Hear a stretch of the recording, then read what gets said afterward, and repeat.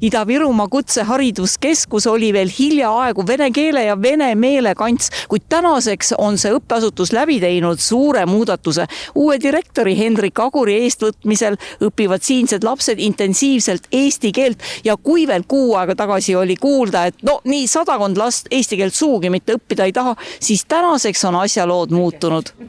Kui ma nägin ise koolijuhina, et õppijad ei oska eesti keelt, siis iga inimene võib mõelda, mis asi see on. Meil on õppe eesti keeles, aga õppijad ei oska suures osas üldse eesti keelt. Mitte see, et nad halvasti räägivad, vaid üldse elementaartasandil, elementаарlihtlausetega. Et see tase oli see. Ja loomulikult ma siis lähimate kolleegidega arutasime ja mõtlesin, et minu jaoks on see vastuvõetamatu olukord, et me ei saa nii jätkuda. Et punkt 1, me ei lähe vene keele peale tagasi, me ei muutu vene kooliks tagasi.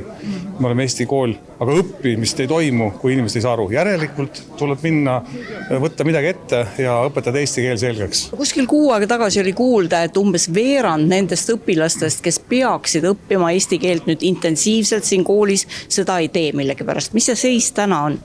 No see oli õppeaasta alguses, kui me tegime selle muudatuse, oli suur selline kommunikatsioonihäire õppijate seas eelkõige, et nad ei saanud aru, tegelikult ei saanud ka aru, et see õppekorsus on toimunud, ehk nad ei saanud isegi sellest keelest aru, mis õppekorsuse muudatus on. Ja tõepoolest 500-100 esimesel 2 nädalal, kas siis üldse puudus või see puudujate arv vaheldus.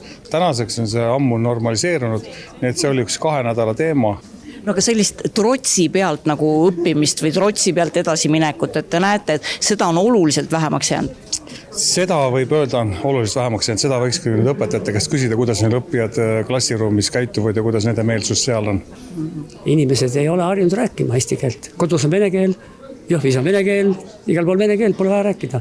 Samal ajal grammatika on perfektne. No aga öelge seda ka, et alguses oli siin kuulda, et umbes veerand nendest õpilastest, kes peaksid õppima eesti keelt, seda teha mitte kuidagi ei soovi. Kas praegu on see pilt muutunud? Ma olen nii vana õpetaja juba, et ma panen nad kõik soovima. Päris negatiivset suhtumist mina pole veel näinud. Mõned lapsed ütlevad, et nemad õppisid eesti keelt vene keeles. Et niisugused asjad on meil. Ja nendel pole ka keskkonda. Mõned lapsed on ka väga huvitatud õppimisest, aga nad saavad rääkida ainult tunnis ja väljaspool tundi lihtsalt ei ole kusagil rääkida. No aga sellist puudumist ei ole, nagu vahepeal siin teie direktor ütles, et umbes veerand nendest, kes peaksid õppima, ei taha õppida.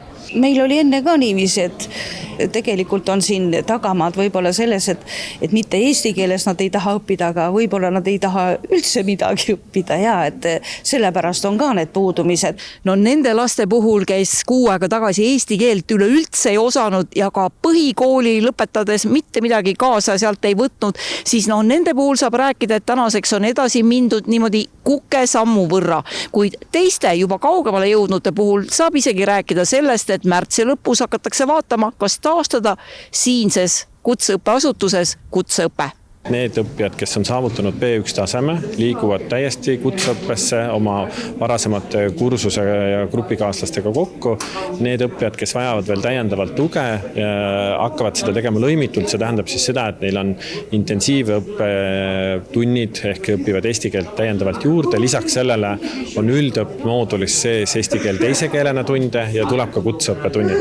Kas eesti keelt on vaja õppida, kui elada siin Eestis? Да, конечно, он нужен, потому что с людьми очень, нужно как-то общаться. Тут большинство в больших городах общаются только на эстонском. А, к сожалению, Видовирма только говорят на русском, и это большая проблема. Мне это не особо нравится, так как это отрывает мое обучение от моей профессии. Aga eesti keelt oleks vaja näiteks, kui Eestis elada? Ну да, он поможет с чем-то при жизни в Эстонии, но я хотел обучаться профессии, а пока что нам так запрограммировали в голову эстонский язык, что я порой забываю даже, на какой профессии я учусь. Мне все нравится в целом насчет обучения. И в целом, когда идет на эстонском языке обучение, то лучше как-то понимаешь. И плюсом, когда поступаешь на работу, то больше эстонский языка там нужен.